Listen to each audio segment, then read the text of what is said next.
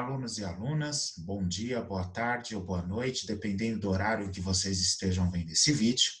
Iniciamos aqui a nossa primeira aula online do segundo bimestre.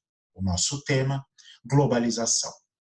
Em épocas de pandemia de Covid-19, vemos constantemente especialistas, infectologistas, cientistas políticos, economistas, ou seja, os mais diferentes profissionais, dizendo que essa é uma doença global e que a globalização aumentou, potencializou, ou seja, fortaleceu a expansão dessa doença rapidamente pelo globo terrestre.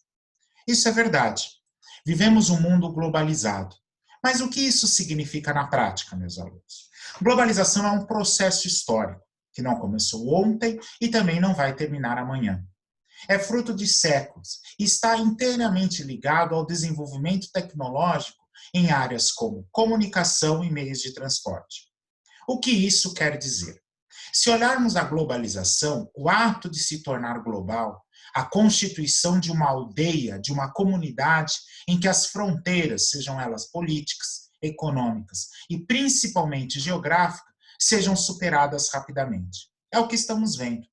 O intenso desenvolvimento dos meios de transporte e dos meios de comunicação, se pensarmos com o fortalecimento e a expansão da internet, vemos que o mundo não tem fronteiras, que estamos cada vez mais próximos. Isso na prática significa o quê? Eu, por exemplo, eu estou usando um computador produzido na China, com layout e tecnologia norte-americana, mas aqui no Brasil. É isso que acontece. A globalização, ela permite um grande fluxo, um grande movimento, tanto de pessoas quanto de mercadorias. Mas quando se deu início? A palavra globalização, como nós conhecemos hoje, ela surge no vocabulário de especialistas, geógrafos e demais áreas a partir da década de 80, principalmente com a queda do Muro de Berlim, que marca o fim tanto da União Soviética, mas principalmente da Guerra Fria. Mas se observarmos cronologicamente, a globalização começou muito antes. Lá no século XV e XVI, no período das grandes navegações, quando os recém-estados modernos de Portugal e Espanha lançam-se a mares nunca antes navegados, em busca de novas rotas comerciais. Trata-se da expansão do capitalismo comercial. Trata-se, por exemplo, da colonização do Novo Mundo e da constituição de rotas comerciais pelo Oceano Atlântico. A partir daí, o intenso desenvolvimento, a necessidade por cruzar distâncias cada vez maiores e no menor espaço de tempo e aprimorarmos a nossa comunicação, levou também à expansão e à consolidação da globalização enquanto processo histórico. E ele é um processo irreversível. Suas consequências já são vistas e profundas em toda parte do planeta. Mas aqui, meus alunos, é importante destacarmos: todo fenômeno histórico, seja ele político, econômico, social, ele não acontece da mesma forma. Ele tem dois lados, como tudo praticamente nessa vida. Quando você fala do processo de globalização, você envolve países, você envolve pessoas, economias muito díspares, muito diferentes entre si. Mas você tem a construção de um mercado global, em que todas essas diferenças passam a estar interligadas e, consequentemente, a concorrer pelos mesmos espaços. E aqui vem um lembrete do geógrafo brasileiro Milton Santos. A globalização ela se realiza enquanto processo de três formas diferentes: enquanto fábula, enquanto fantasia, enquanto progresso. Se revela também como perversidade, no sentido de que os outros países mais pobres, mais vulneráveis, passam a sofrer as consequências da globalização, enquanto possibilidade. Ou seja, o que podemos apreender dessa análise do geógrafo brasileiro Milton Santos?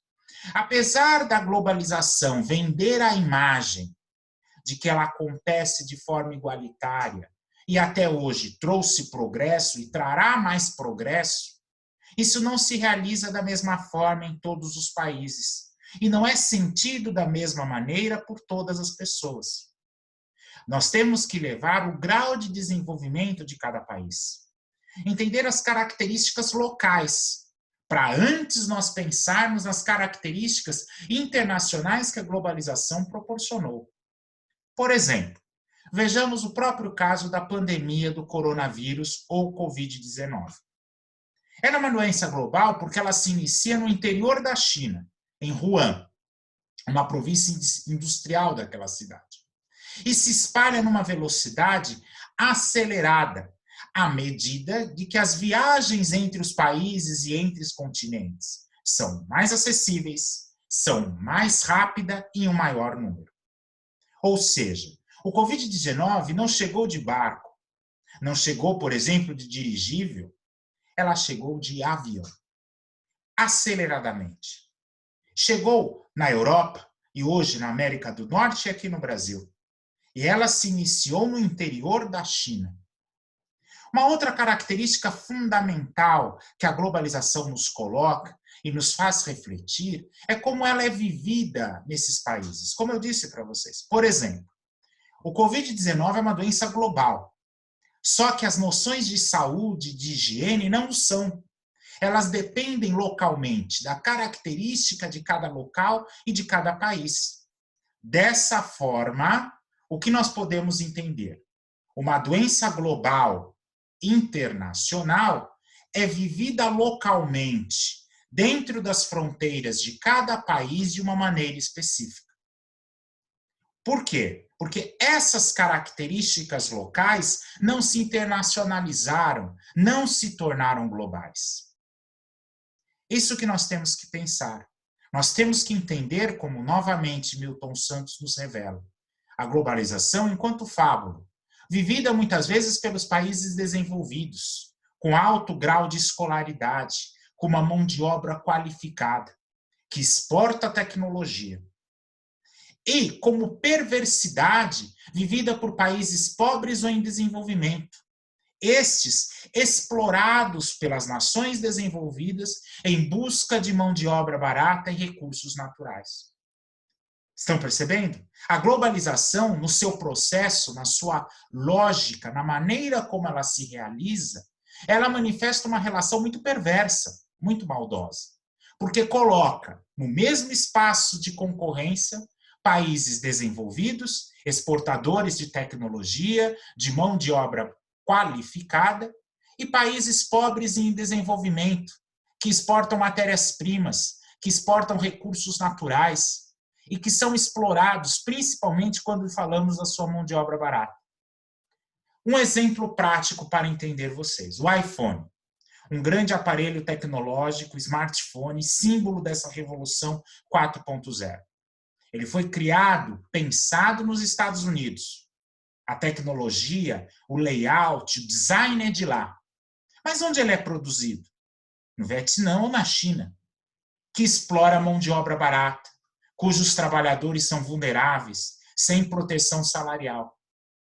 Nossa, professor, não é caro produzir lá e importar para cá? Muito pelo contrário.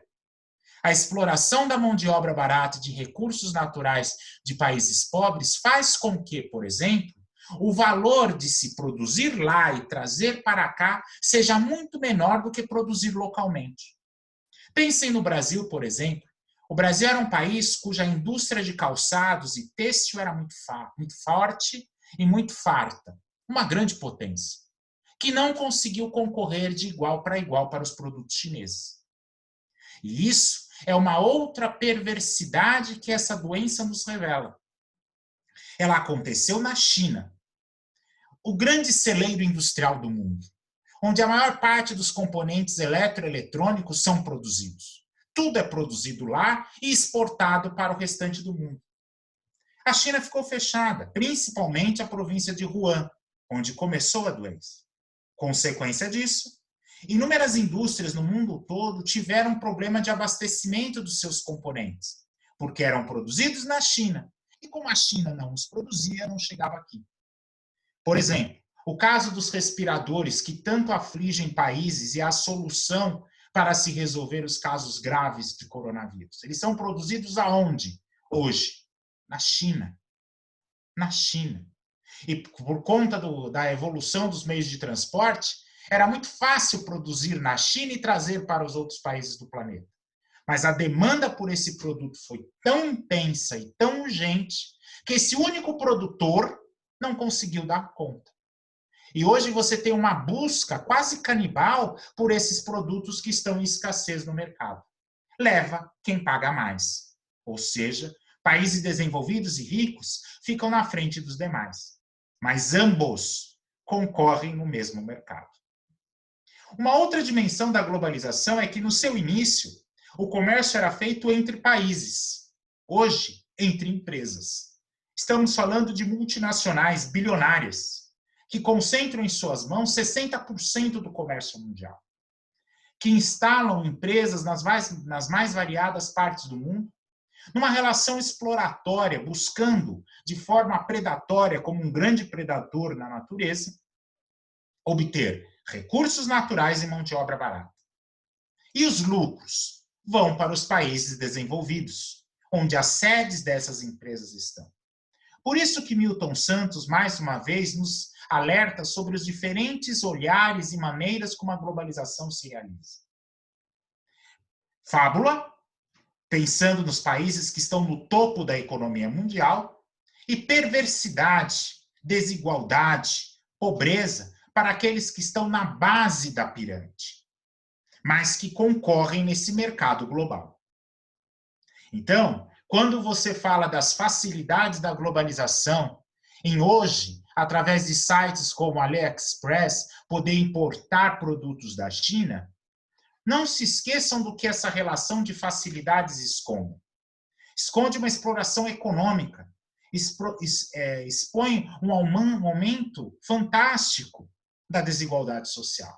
Acreditava-se que com a globalização criaria-se o quê? Possibilidades que, consequentemente, distribuiriam a riqueza e diminuiriam a pobreza. Muito pelo contrário. Com a globalização, concentrou-se a riqueza na mão de países desenvolvidos e de empresas multinacionais gigantescas, como a Apple, como a General Electric e a IBM, por exemplo. E países em desenvolvimento ou países pobres sofreram com o aumento da desigualdade e da pobreza, com a fuga de cérebros, uma vez que os países ricos passam a atrair mão de obra qualificada.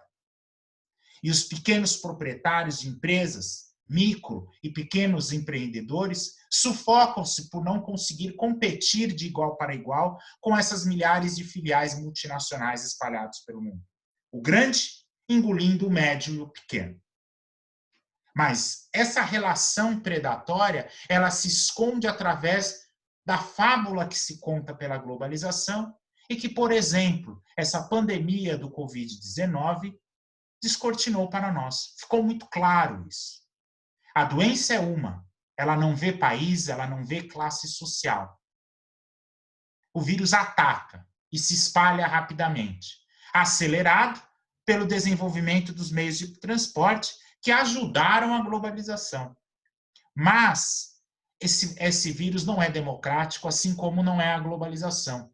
Porque cada realidade local, cada país, cada classe social vive de uma forma diferente aquilo que é global. Isso é importante. A globalização tem limites. E é nesse enfrentamento que se mostra isso. Hoje, a grande bandeira é o distanciamento. Países que antes abriram suas fronteiras para uma multidão de turistas acabam fechando suas fronteiras e sendo obrigados a lidar com as suas dificuldades e características. Um movimento contrário da globalização. Afinal, a globalização é o ato de se globalizar, o ato de constituir uma aldeia global cujas fronteiras ou diminuíram ou praticamente desapareceram. São contradições, são choques, polos opostos que se colocam diante desse enfrentamento. E da nossa dificuldade hoje de pensarmos e de constituirmos uma solidariedade global. Porque a globalização, ela não atenuou as diferenças, ela as aprofundou. Alunos, esse é um pequeno amostra do que foi a globalização.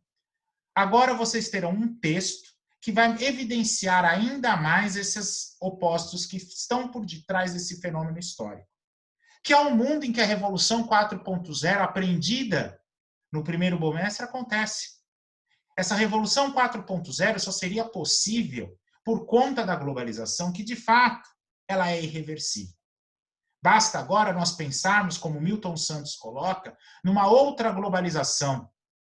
Na globalização da solidariedade, do afeto, da distribuição de renda, de uma diminuição das desigualdades socioeconômicas, que ficam cada vez mais claras, por exemplo, no enfrentamento dessa crise.